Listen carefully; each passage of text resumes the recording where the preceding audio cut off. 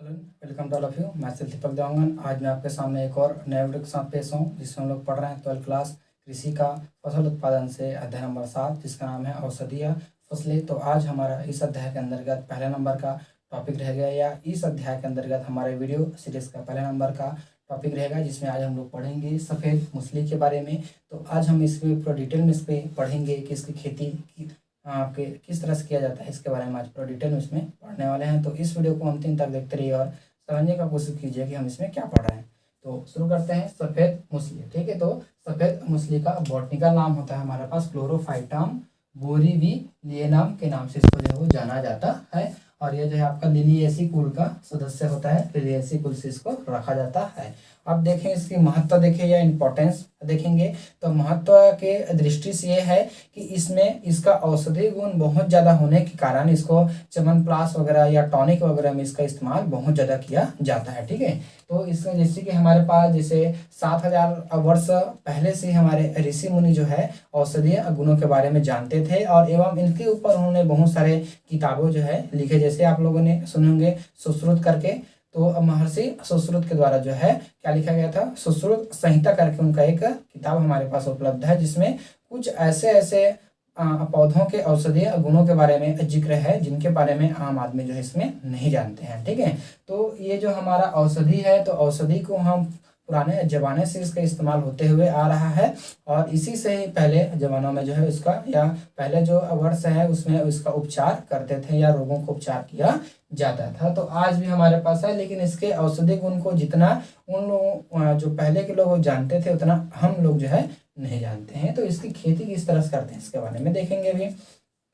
तो महत्व के दृष्टि से आपका क्या करेंगे, इसका जो है टॉनिक वगैरह और च्यवनप्राश में इसका इस्तेमाल किया जाता है। अब देखते हैं इसके लिए जलवायु। तो जलवायु आपका जो है किसी भी जलवायु में इसकी उगा सकते हैं। और भूमि देखेंगे तो आपके पास दोमट और बलुई भूमि में इसका pH 1 आपका 6 से लेकर आपका 7.5 अगर हो तो वहां पर इसकी खेती आसानी से या सफलतापूर्वक किया जा सकता है। फिर आता है इसमें इसके लिए हमारे पास जलवायु। तो ये है आपका उष्ण और आपका उपोष्ण जलवायु, जिसमें आपका नमी कितना होता है, आपका 70 से 80% नमी के मध्य एवं तापमान आपका 15 से 35 डिग्री सेल्सियस अगर है तो वहां पर इसकी खेती आसानी से किया जा सकता है या कर सकते हैं।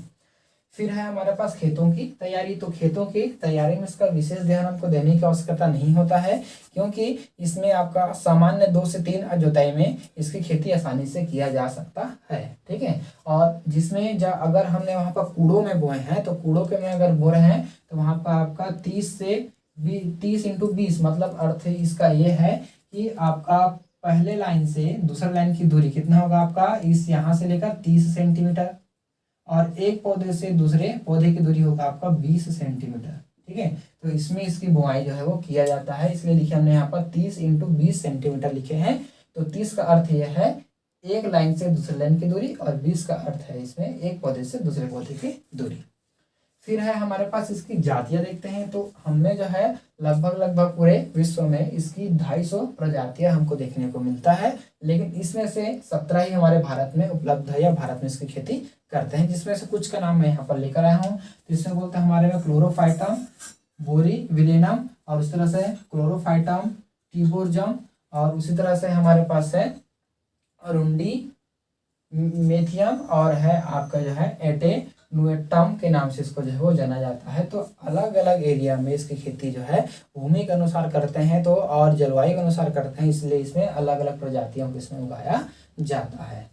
अब उसके बाद आता है इसमें बीज की मात्रा या बीज बोने का तरीका एवं समय। ठीक है, तो इसके लिए हम देखते हैं 1 एकड़ में आपका अगर आपके औसतन लिया जाए तो औसतन आपका जो है 5 क्विंटल बीज की आवश्यकता होती है। 1 एकड़ में अगर हमको खेती करना है तो हमको 5 क्विंटल बीज की आवश्यकता इसमें वो हो रहा है।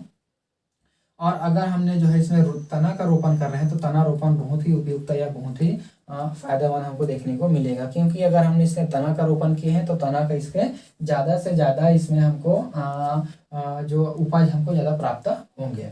अगर रोपण की देखें तो रोपण आपका 15 जून से 15 जुलाई तक जो है इसमें किया जाता है, अर्थात इसको जो बारिश के मौसम में इसको उगाते हैं, जिसके कारण इसको अधिक सिंचाई की आवश्यकता नहीं होती है। लेकिन अगर कहीं पर बारिश थोड़ा सा कम है तो इसको अक्टूबर वगैरह में सिंचाई की थोड़ी सी आवश्यकता देखने को मिलती है, उतना ज़्यादा इसमें सिंचाई की आवश्यकता नहीं होती है। साथ साथ इसमें खाद और उर्वरक को देखें तो इसमें खाद जो है देने की आवश्यकता हमको ज़्यादा नहीं होता है, यानी कि खाद अगर हम दे रहे हैं तो उसमें उर्वरक देने की आवश्यकता हमको देखने को नहीं मिलेगा, जैसे कि नाइट्रोजन में के रूप में यूरिया, पोटास, इन सब की जो है मात्रा देने की हमको आवश्यकता नहीं होती है। इसके लिए हमारा गोबर खाद ही हमको पर्याप्त होता है, जैसे कि 5 से 10 ट्राली गोबर खाद हमारे लिए उपयुक्त या पर्याप्त होता है, इतने में उसकी खेती आसानी से किया जा सकता है।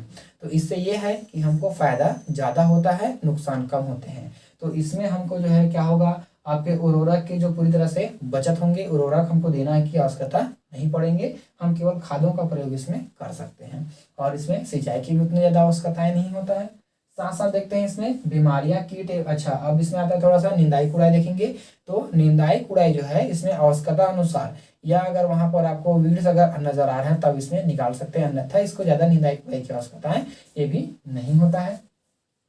फिर हमारे पास बीमारियां, कीट और जो है इसकी रोकथाम देखेंगे, तो इसके लिए ज़्यादा से ज़्यादा हमको कुछ ज़्यादा इन्वेस्ट की आवश्यकता नहीं होती है। इसमें आपका 10% BSC 20 kg प्रति हेक्टेयर के दर से अगर छिड़काव करते हैं तो उसमें हमको आसानी से रोगों का नियंत्रण इसमें देखने को मिल जाता है। इसमें ज़्यादा हमको अलग अलग तरह के जो है इसमें जो कीटनाशक वगैरह इसका इस्तेमाल करने की ज़रूरत नहीं होता है। फिर आता है हमारे पास जड़ों की खुदाई एवं सुखाना। जड़े वाले होते हैं ये, ठीक है, इसका जड़ ही हमारे काम में रहता है। जो सफ़ेद मूसली होता है इसका जड़ ही हमारे लिए उपयुक्त रहता है, ठीक है।